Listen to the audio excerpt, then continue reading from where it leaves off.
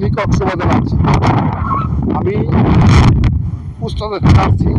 আমার ডিটেলস এখন উস্তাদ আমাকে আমার ভিডিও একটু বলে দিবে। উস্তাদ জি জানেন কিছু বলুন। আসলে উস্তাদ বলে বলতে আমি উস্তাদ আমি আমার থেকে অনেকটাই বয়সে ছোট, অনেকটাই যা বলার মতো না। তো আমাকে হঠাৎ করে ফোন দিয়ে বলতেছে ওনাদেরকে নিয়ে ঘুরতে আসার জন্য। আমি ভাবলাম কোথায় নিয়ে যাবো তাদেরকে নিয়ে ঘুরতে। তো চিন্তা করতেছি এমন একটি জায়গাতে ঘুরতে নিয়ে যাওয়া লাগবে যে জায়গাতে গেলে ওনাদের মনটা যাতে ভালো থাকে। ওনারা তো সবসময় শহরের মধ্যে থাকেন, তো ওনারা যেখানে থাকেন সেখানে আপনার গাছপালার সংখ্যাটা কিন্তু অনেকটাই কম, শুধু বিল্ডিং আর বিল্ডিং। তো ভাবলাম একটু খোলামেলা পরিবেশে যদি দাদা ভাইদেরকে নিয়ে আসি তাহলে হয়তো ওনাদের মন মানসিকতা অনেকটা ভালো লাগবে। তাই আমি ওনাদেরকে নিয়ে আজকে এই ডোমরতলির মধ্যে চলে আসলাম। ডোমরতলির যে পরিবেশটা, সেই পরিবেশটা কিন্তু অনেকটাই ভালো, যেটা আমি আপনাদেরকে বলে বোঝাতে পারবো না। বাতাসে কিন্তু আমাদের চুলগুলো কিন্তু এলোমেলো হয়ে যাচ্ছে, প্রচুর বাতাস, হ্যাঁ প্রচন্ড বাতাস। সাগরে তো বাতাস আর বাতাসটা হওয়ার কারণটা কি সারা দেখুন কত বাতাস, সমুদ্রের ভিতরে আমরা ঘামছি না, আমরা শীতল প্রশান্ত বুক করতেছি, অনেকটাই ভালো লাগতেছে। আর এখানে বাতাসটা হওয়ার একটাই কারণ আপনার আশেপাশে বাড়িঘর নেই, খোলামেলা পরিবেশ। রাস্তার এই পাশে পানি এবং রাস্তার এই পাশে পানি, দুই পাশে পানি, মাঝখানে একটি রাস্তা। এই জন্য এই পরিবেশটা অনেকটাই ভালো লাগে। তাই আমরা এখানে চলে আসলাম।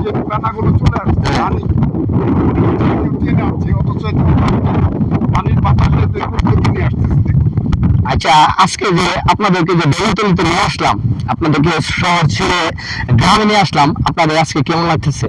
মুক্ত করে এখানে যদি আমার কোনোদিন টাকা হয় আমি উস্তাদ দিলে একটা বাগান বাড়ি করে এখানে থাকবো। তাই নাকি? অবশ্যই। যদি আমি ফেসবুক থেকে দর্শক আমাকে শেয়ার লাইক কমেন্ট করে টাকা কামাইতে পারি, কথা দিচ্ছে দুই উস্তাদ দিনে আমি এখানে বাগান বাড়ি করবো, করে এখানে জীবন কাটাবো। আমার খুবই ভালো লাগছে, পরিবেশটা খুবই ভালো।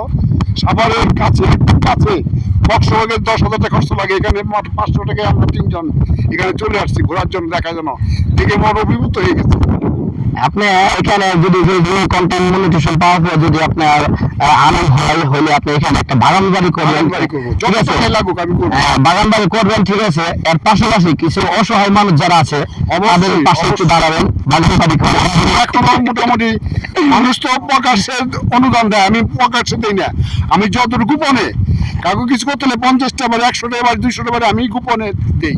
আমি কাউকে বলি না, ভিডিও করি না যে আমি মুখে সহযোগিতা করতেছি, করি না, বলি না। আমরা যখন আমি স্বাবলম্বী হব ফেসবুকে, তখন আমি ওপেন, আমি দান ধ্যান করার চেষ্টা করব। আমরা আজকে আছি কালকে নেই, এটাই দুনিয়া। দুনিয়াটা হচ্ছে রঙিন একটা দুনিয়া।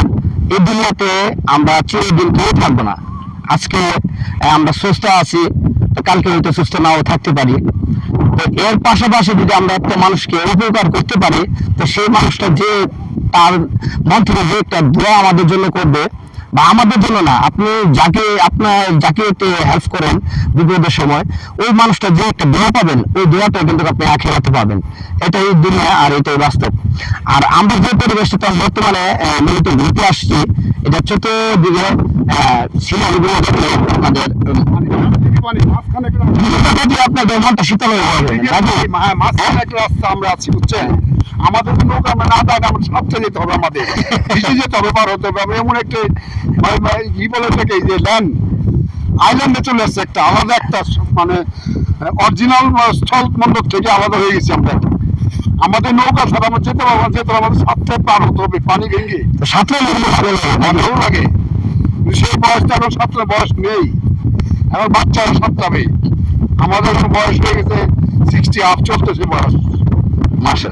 কাজেই মনে করেন যে এখনো আল্লাহ তাআলা ওনাদেরকে সুস্থ রাখছেন।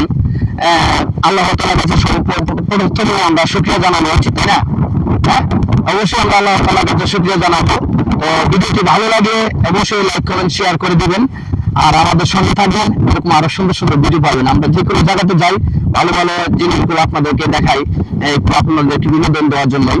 অবশ্যই আমাদের সঙ্গে থাকবেন। আসসালামু আলাইকুম।